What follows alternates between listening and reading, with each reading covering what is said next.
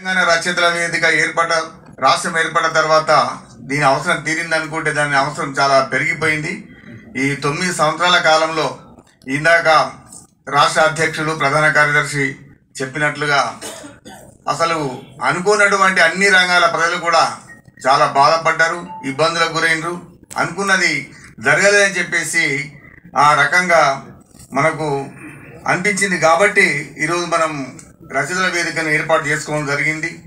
9 సంవత్సరాల కాలంలో కూడా తెలంగాణ రచయితల వేదిక ఏనాడు కూడా స్తబ్దంగా ఉండలేదు.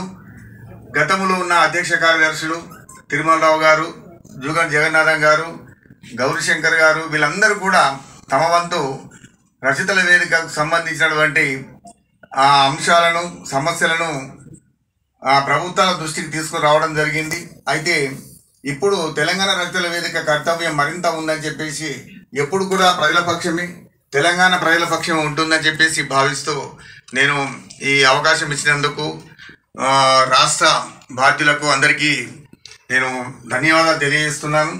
ఆదిలాబాద్లో కూడా తెలంగాణ రచయితల వేదికకు సంబంధించిన కార్యక్రమాలు చాలా జరుగుతున్నాయి. వాస్తవం చెప్పాలంటే నెలకు కార్యక్రమం కూడా జరుగుతున్నది.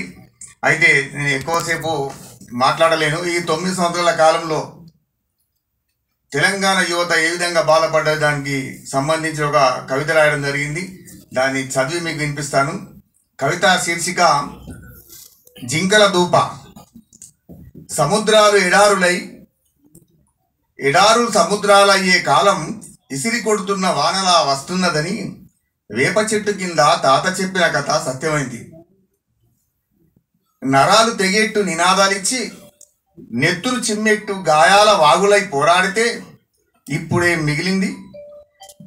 నరాలు తెగేట్టు నినాదాలిచ్చి నెత్తురు చిమ్మెట్టు గాయాల వాగులై పోరాడితే ఇప్పుడేం మిగిలింది? కళ్ళ ముందు కుక్కలు నాకినాక మిగిలిన విస్తరాకులు. కొడుకు జైలుకెళ్ళినా పాచిబువ్వ తిన్నా బతుకు బంగారం అవుతుందని పెయి మీద లాఠీ ముద్రలు వెక్కిరిస్తున్నా కండ్ల గిన్నెల్లోనే దుఃఖాన్ని దాసబెట్టి ఎదురు చూస్తే చేతికచ్చినవి సొంతింటి బేడీలు.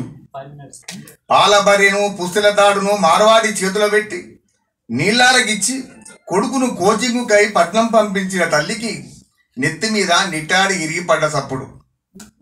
రేపు మాపు అనే నానవ్వ సావుదారిని సప్పరిస్తున్నప్పుడు బాపు తండ్రి వేసవి చెరువులా నెరలిచ్చిన చెట్టంత మనుమని ముఖం చూసి దోతి చెంగులు నిండిన దుఃఖం. 6 పదుల పురిటి నొప్పులు భరించి తెలంగాణ ఉద్యమం స్వరాష్ట్రమును ప్రసవిస్తే ఈడ్చికెళ్ళ ఎదురు చూసే నక్కల మంద. చారెడు మెతుకుల కోసం బతకంతా పరుగు పందెంలో అందని ఎండమావులకై సొమ్మసిల్లిన అమాయక జింకల పరుగు. గండువిల్లి మహానటనకు పక్షి పిల్లలు మోసపోవడం, జిత్తుల నక్క తుదిమెత్తని పొగడతలకు పిచ్చికాకి ముక్కను వదులుకోవడం, పుట్టను వదులుకుంటున్న చీమల బతుకు, కళ్ళంను దళాల చేతుల పెట్టి గుడ్ల బగ్గిచ్చి చూస్తున్న నాగలి దైన్యం.